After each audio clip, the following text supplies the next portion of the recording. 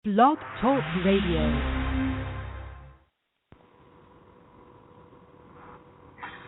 is Tyson D here, kicking it in the WSC Lounge with Jason and Brian here, and all the latest on wrestling and soap and all your entertainment news.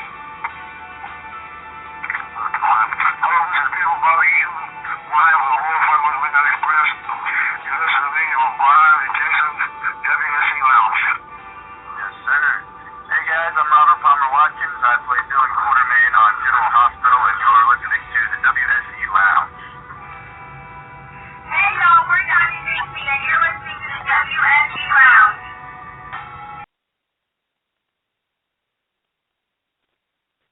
Hello, ladies and gentlemen, and welcome to the WSE Lounge. I am your host, joined by my co-host at this time, Jason. Jason, how are you? I'm good, Brian. How are you today?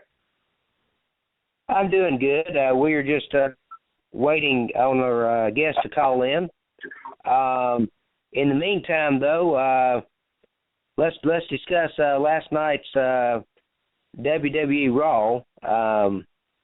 That was a pretty good show, I guess you could say. It was. I'll give it to them this time. We, of course, know my favorite part, but we won't go into that, of course, when Ric Flair's out there and his baby girl, Charlotte.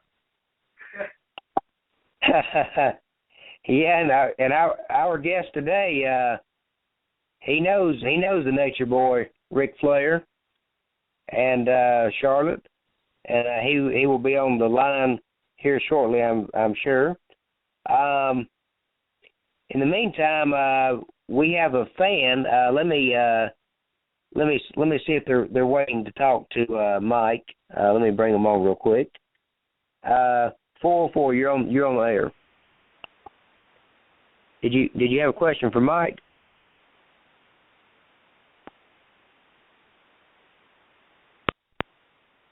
Yes. Did you have a question for Mike? 404. Hello. Yes. Did you have a question for Mike Mooneyham? No, Brian. This is Carl White. I just wanted to sit here and listen to the show today. I haven't listened to it in a while. Okay. Well, just stay on hold, Carl, and we'll keep you on. Okay. Thank you, sir. You're welcome. Okay, ladies and gentlemen, without any further ado, let's please welcome our guest at this time. He is the assistant sports editor columnist at the Post-Inquirer in Charleston, South Carolina newspapers, Mr. Mike Mooneyham. Hey guys, Hello. how are y'all Hello, today? Mike. How's everything? We're doing great, sir. How are you doing? Pretty good. Nice, sunny, and cold here in Charleston, South Carolina today. Yeah, it's sunny and cold here in Atlanta, Georgia as well. It's been cold here lately. I bet.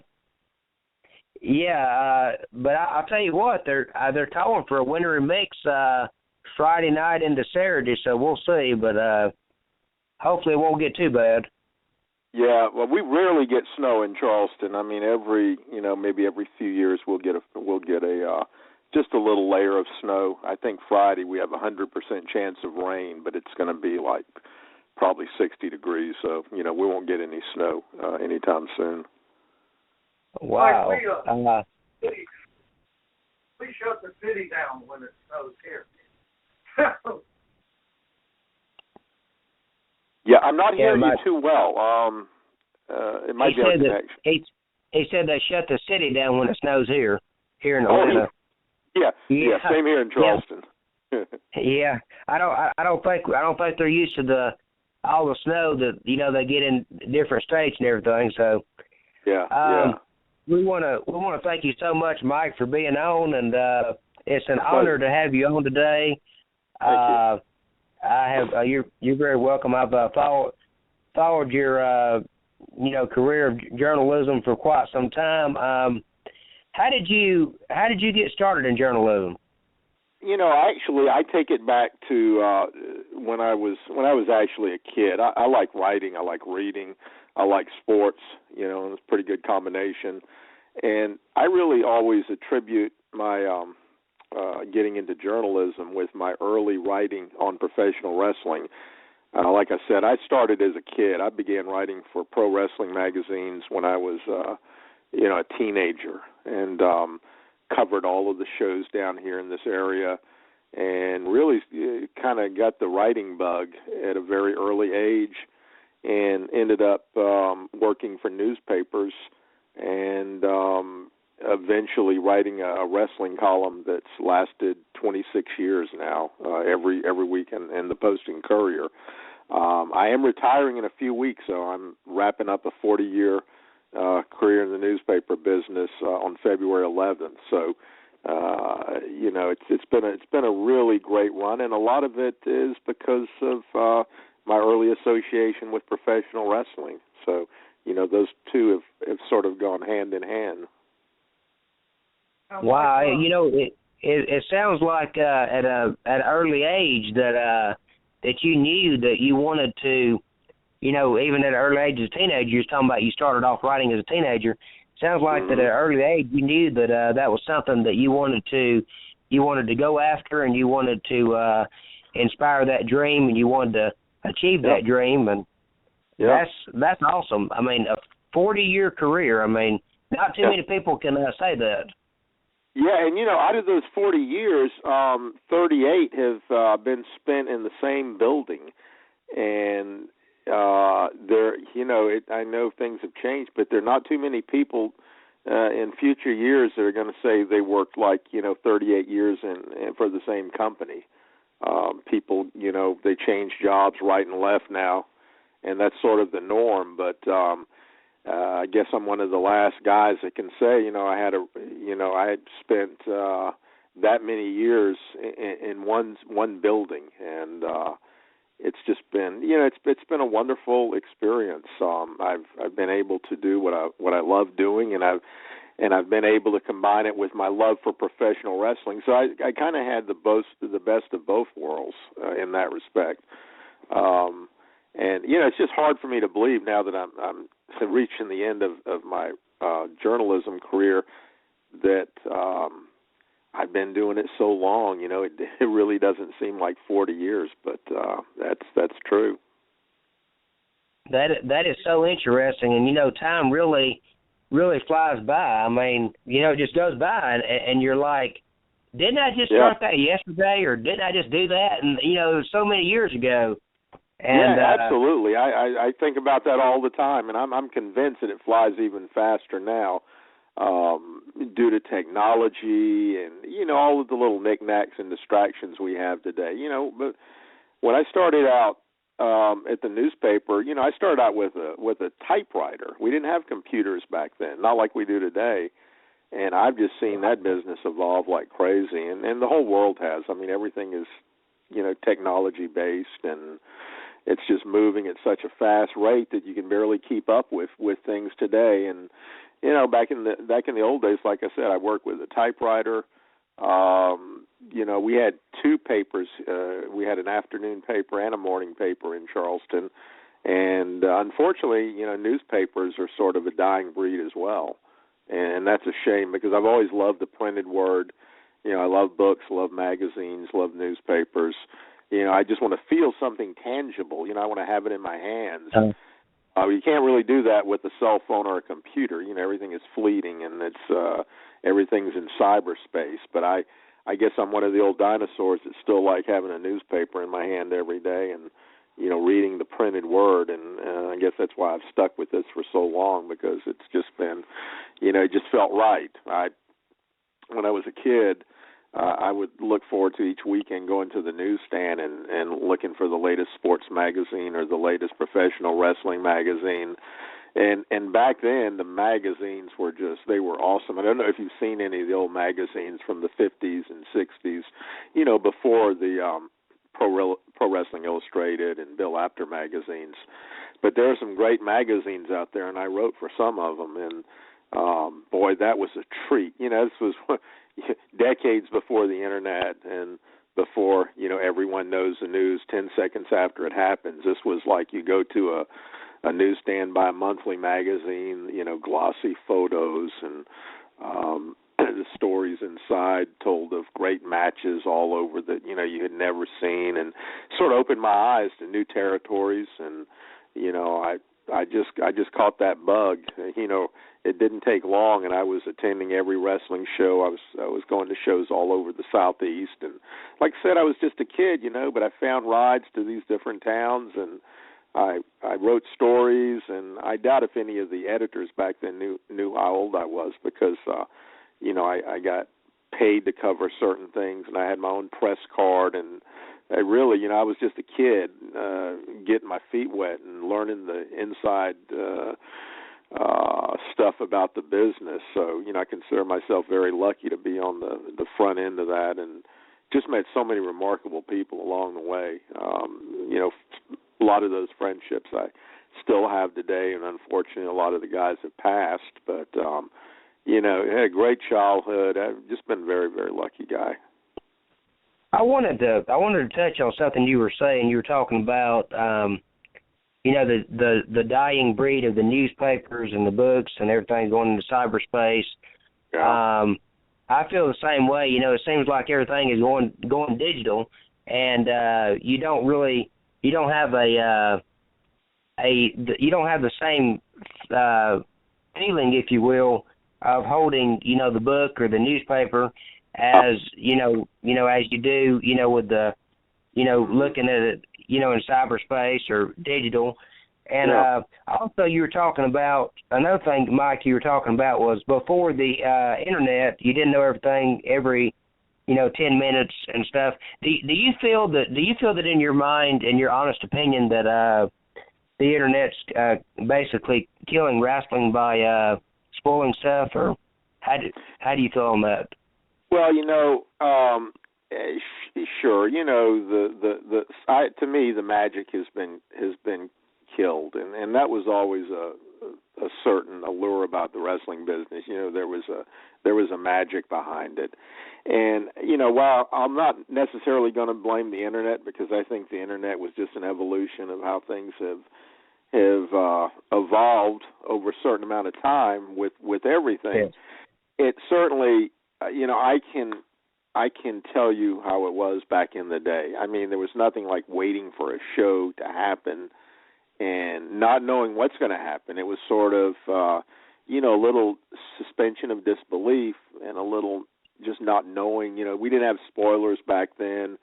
Most fans didn't know, they knew what was going on in their territory. They didn't necessarily know what was going outside their territory, unless they bought a magazine or something like that. And it was just that magic that I think is gone. And I don't want to spoil it for fans today, because it's a new, they've been re-educated. It's a new generation of fans, and they love what they see now. But boy, do I ever miss the old days. I mean, I honestly don't know how fans today could really get that feeling that, fans back then had about wrestling. It was just a magical thing, and I think that's gone forever. And we have something new and different, just like many fields of entertainment and sports has evolved as well. But boy, that feeling that we got back then as fans, that was something special, and I certainly miss that. But I, as you know, I've tried to preserve history over the years. That's one of my passions, and fans, newer fans have been receptive, but unless you lived it, you just can't fully appreciate it. And I'm just glad I was back there and coming up in that period, because it meant a lot to me, and it was something very special. Yeah, I remember. I remember growing up as a kid, and I know my co-host Jason remembers this too. Watching the superstars of wrestling. I mean, with Joe Pacino and Bonnie Blackstone, UPN Saturday night, it went into Sunday morning, and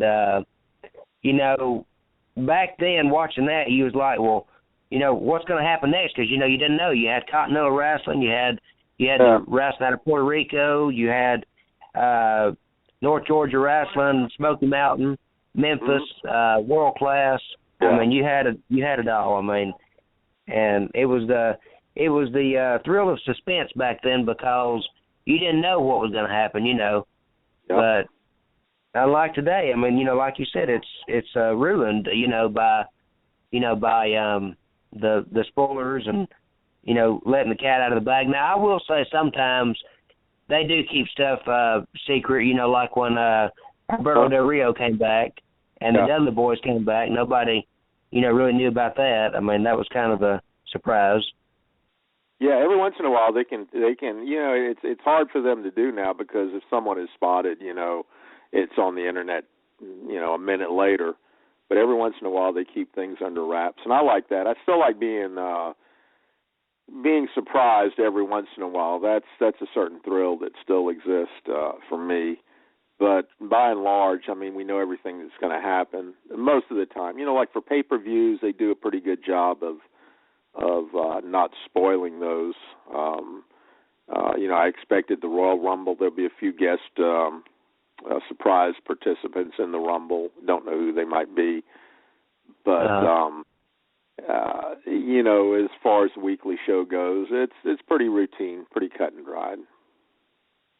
I want to ask your opinion. Go ahead, Jason. Go ahead. Speaking of the Royal Rumble, Mike, I have a prediction that I've seen, I think, coming, like your insight on it. I believe Triple H is going to enter the Rumble at number 30 and win the whole thing. Seems like that's what they've been building towards with the McMahon storyline. Mm-hmm. You haven't seen him for a while, and the storyline would actually make sense, and for some reason I'm seeing Roman Reigns and Triple H at WrestleMania. You know, while I have no inside knowledge on what's going to happen, I agree with you 100%. That's also been my prediction going in, that they've set up Reigns at number 1, and it's only as logical that Triple H comes in at number 30 and wins the Rumble and meets Reigns at WrestleMania. That's my pick as well. So, you know, we're on the same page there. Unless they come up with something that's going to surprise us, that's a likely scenario. I think it's going to be Triple H, Reigns at WrestleMania, and that'll be a surprise to some, but I don't know. I was sort of hoping for a bigger match at AT&T Stadium. They have more than 100,000 seats to fill. I don't know that's going to do it. You know, maybe there'll be a couple of surprises on the undercard, but yeah, I agree with you, Jason. I think that's going to be the main event as well. I mean, with everybody out, like John Cena's out, Randy Orton's out.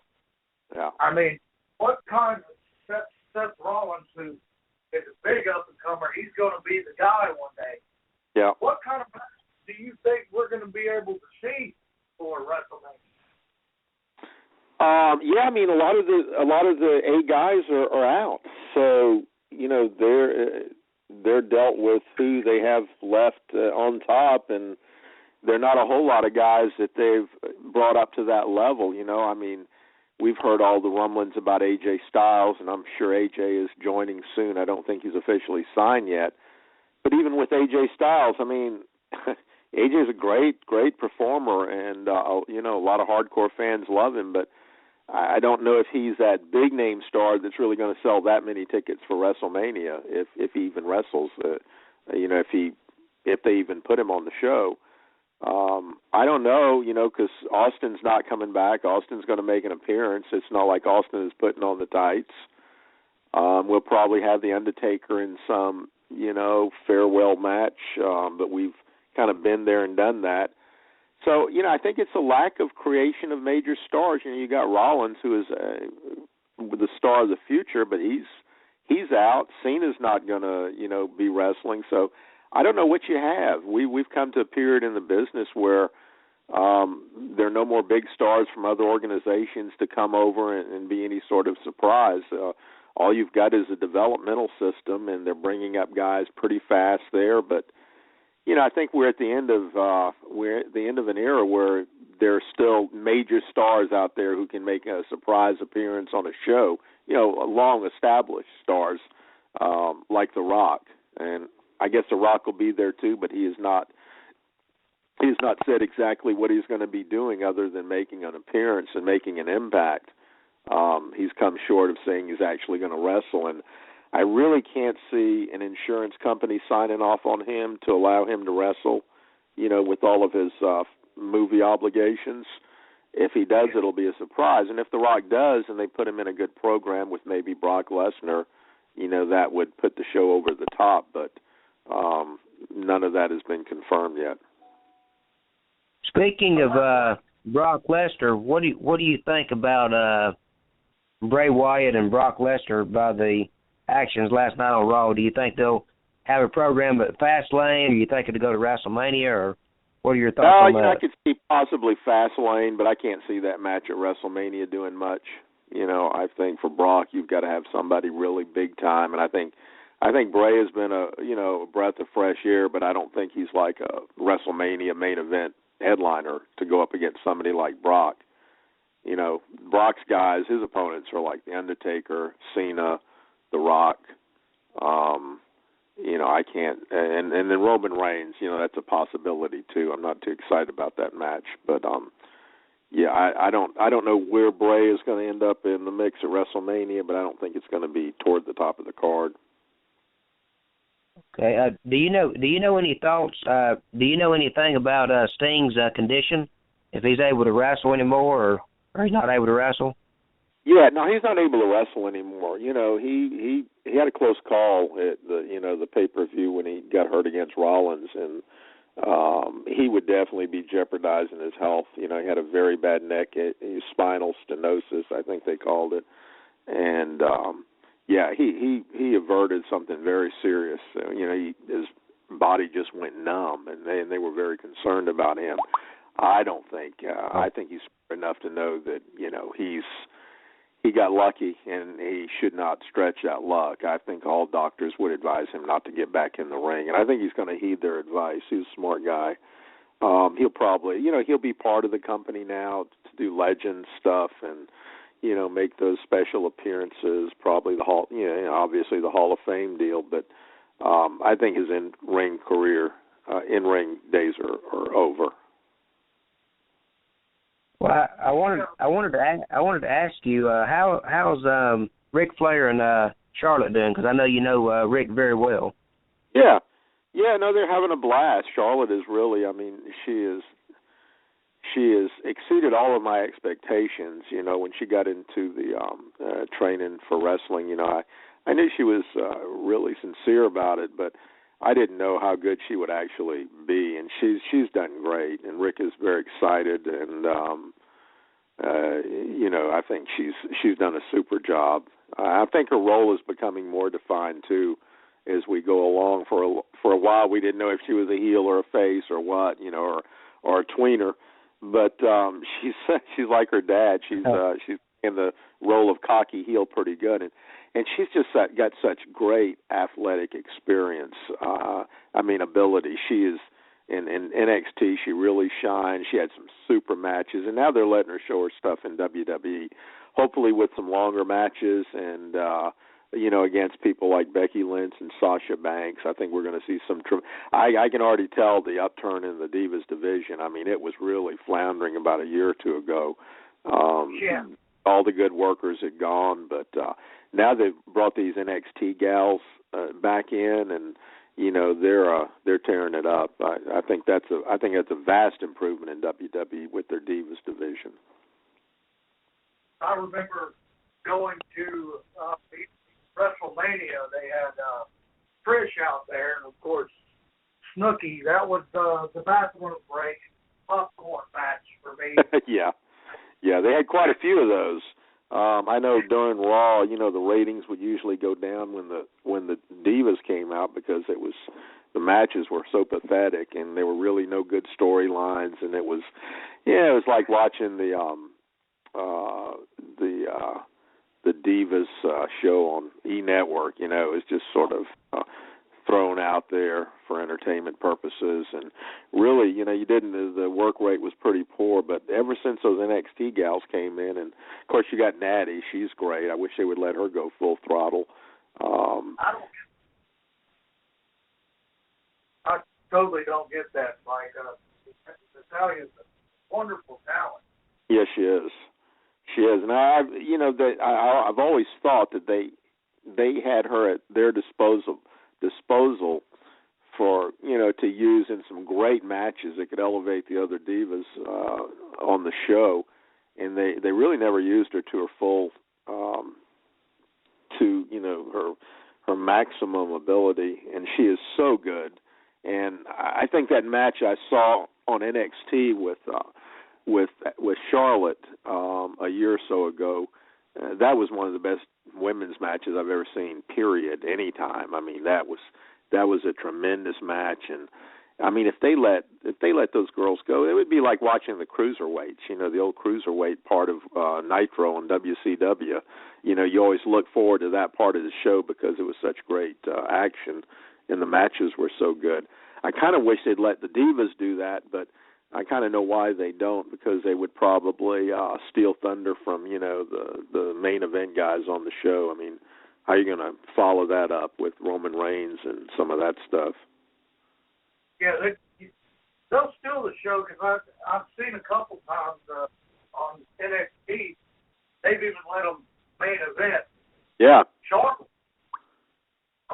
right now, I think she has tremendous momentum. I'm a big fan of hers. Of course, Ric Flair is my favorite wrestler. Maybe that yeah.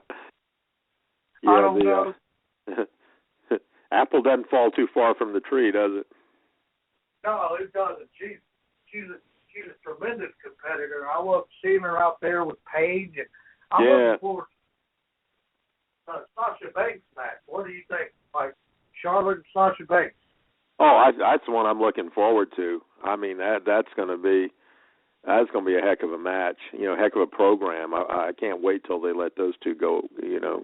I think Sasha's injured right now, but when they put those two together, you're going to see the divas stuff go up even another notch. I could possibly see with a good storyline behind it.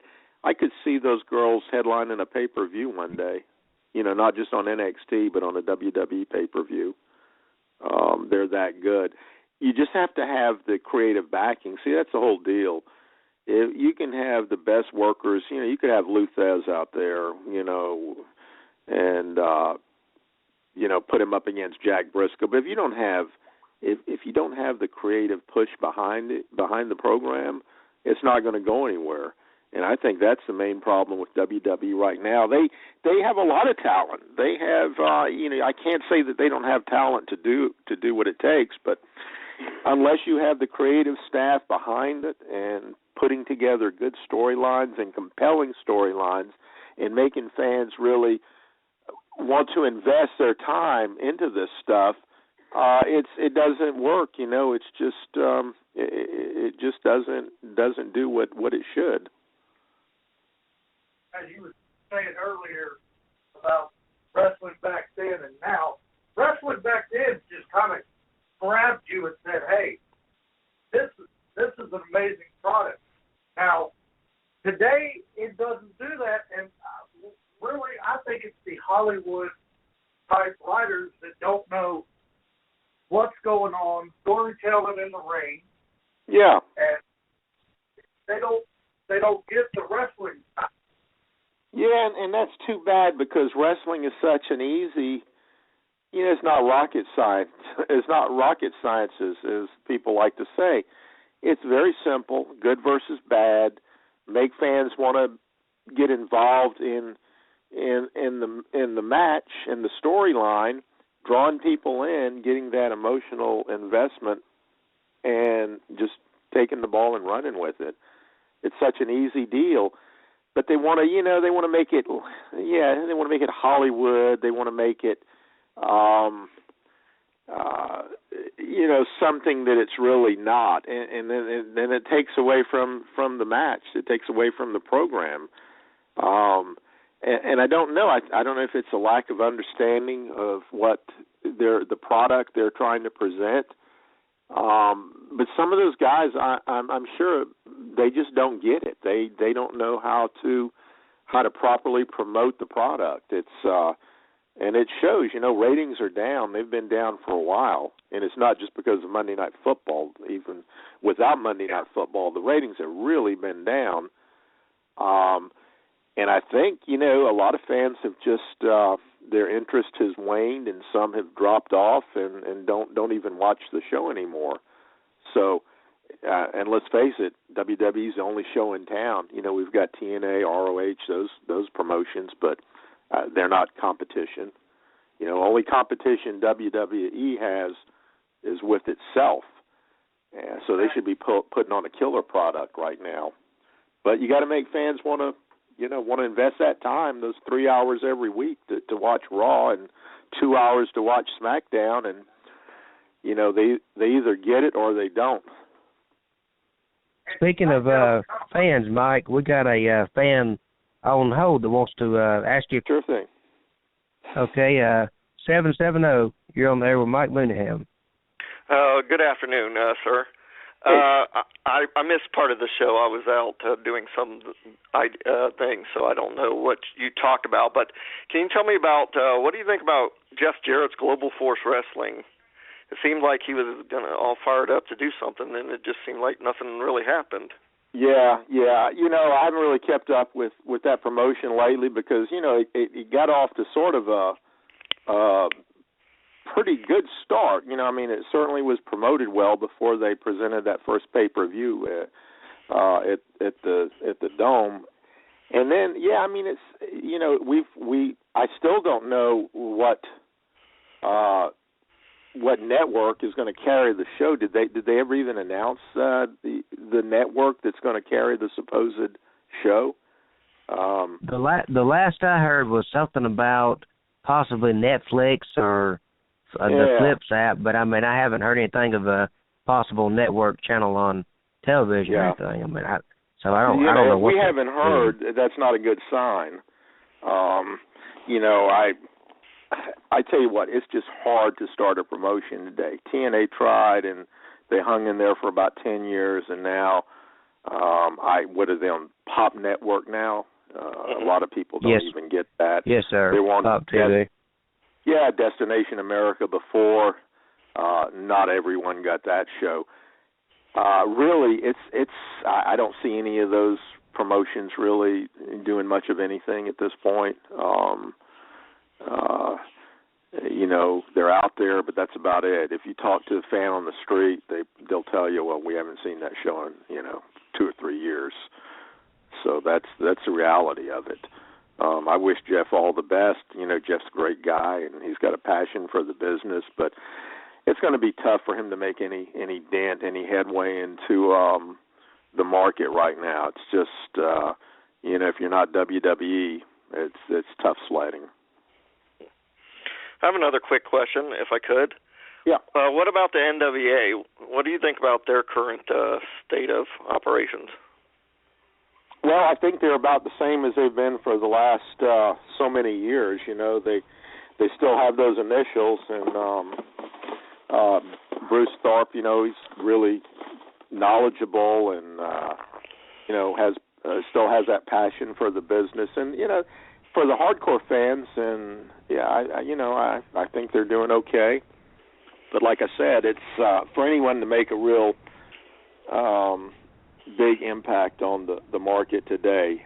It's hard to compete, and we've got WWE, and that's the mainstream product, and that's what everyone watches. But certainly, these organizations, they get great performers, these fringe organizations, and they have a certain following, but it's not mainstream. Okay. Well, thank you for answering my questions. Okay. It was nice talking to you. Same Have a good day. Thank you for your call. Mike, speaking of going to try and make an impact and everything, I have to ask you this. Do you predict one day, because your grandsons seem to be an awesome tag team? I mean, in the pictures that I see that you share, do you predict one day that they will be a future WWE tag team? It's hard to say. They're still young, but I guess I influence them a little bit. And the shows they've been to, they really seem to enjoy. Actually, the youngest one is he loves race cars. He likes NASCAR. Oh, wow. He's 4 years old, but you just never know. Give him a shot down the road. We'll see. I Okay. And I wanted to ask you, what is your favorite meal to eat at Steak and Shake? Because I know you love eating a Steak and Shake. Oh, I love the steak burger. Yeah. Oh, yeah, that's that's good. my favorite. Yeah, double steak burger, triple steak burger, even better. Yeah, fries and a milkshake to be part of it for sure. I love to get the garlic seasoning on the fries, and I love to get the steak burger, the barbecue flavor. Yeah, and, I love that seasoning too. Yeah, but isn't it a great place? It is, and one time I had the pepperoni pizza burger, but they discontinued that one. Yeah. Well, the milkshakes are great too. I love the milkshakes, especially the strawberry milkshakes. But yeah, first one I ever ate was in Iowa City, Iowa. Believe it or not, and for a long time we didn't have any here. I think they might have started up in the Midwest, but yeah, we actually got our first Steak and Shake here in Charleston a couple of years ago. But of course, I've been to Steak and Shakes all over the country, so never a bad meal there. Wow. I wanted to ask Mike, what are your thoughts on Hulk Hogan being removed from the Hall of Fame? Do you think that was necessary or not? No, I don't think it was necessary. I mean, Hulk made a tremendous impact on the business, and I think because of one incident, how do you remove history? I'm not one to ignore what has happened in the past. He still should have a place. I think that was a knee-jerk reaction. That's right. Yeah. He's part, and it makes no sense at all. I mean, Hogan is one of the reasons WWE exists today. So that's right. And don't get me wrong, I'm not a big Hogan fan, but I just think that's completely wrong for them to kind of banish him and take him out of the Hall of Fame. You can take him off the payroll or do something like that would affect him currently, but to just ignore history and remove him from what he has achieved and his rightful place in the Hall of Fame, that doesn't make much sense to me. I have to agree with you on that. And one other question that I had for you, and then I'll let Jason ask you what he was fixing to ask you. Because I have to ask you before I forget, because if I don't, then I'll just forget what I was going to say. But I wanted to know your thoughts on Vince Russo. Yeah, very polarizing figure. I was never a proponent of Crash TV, that style. I think some of the dumbest things that ever happened in the wrestling business happened while he was the creative force in WCW. Yeah. We can go through that list. We can start at putting the world title on David Arquette, which was Travis. Really, it was a spit in the face of any purist who ever lived. But I do think he made his mark during WWE's Attitude Era, and I know a lot of his ideas. A lot of the success they had were due to some of his ideas, even though I'm sure they were filtered tremendously by Vince McMahon, and a lot of his ideas never saw the light of day. But some of the stuff they did back then, drew killer ratings, and I do credit him with that. As far as the basic philosophy of Crash TV, let's throw it against the wall and see what sticks.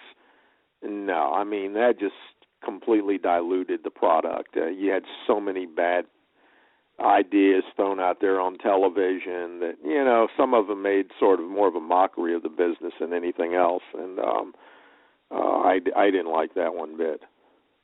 I guess you'd call him the class clown of wrestling. Something like that. Yeah, you talk to Cornette and he'll call him worse, but yeah.